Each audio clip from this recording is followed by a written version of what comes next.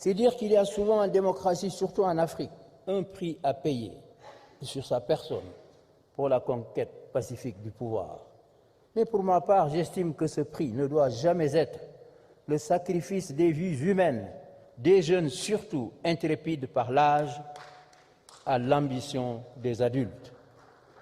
J'ai plusieurs fois, lorsque des manifestations populaires d'ampleur rare me donnaient l'opportunité de saisir le pouvoir, exprimé ce sentiment en ces termes: je ne marcherai jamais sur les cadavres pour aller au palais.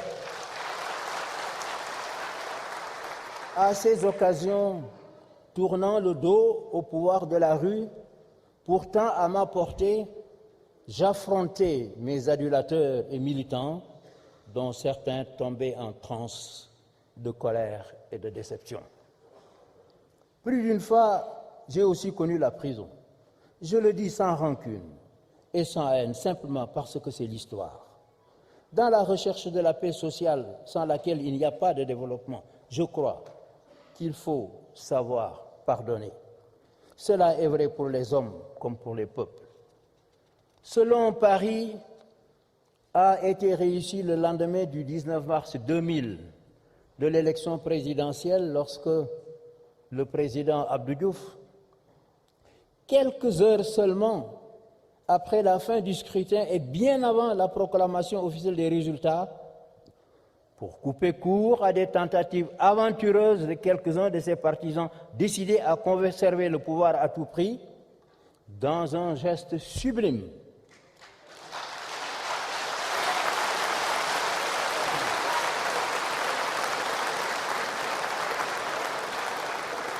lorsque donc le président Abdou Diouf, dans un geste sublime, m'a appelé au téléphone par le diminutif affectueux et familial de mon nom pour me dire en substance: Ablaye, je sais que tu as gagné, je reconnais ta victoire.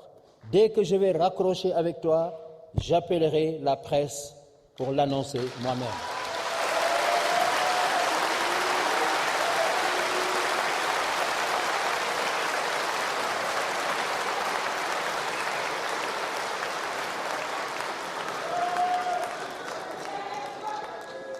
Qu'à cette époque, cela n'ait pu se passer qu'au Sénégal est à l'honneur de notre peuple, qui nous a tous les deux formés dans un même creuset, fait des vertus du relativisme, de la tolérance et du patriotisme.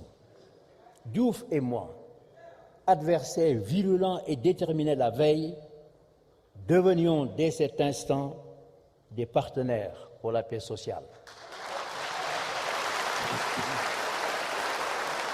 S'il vous plaît.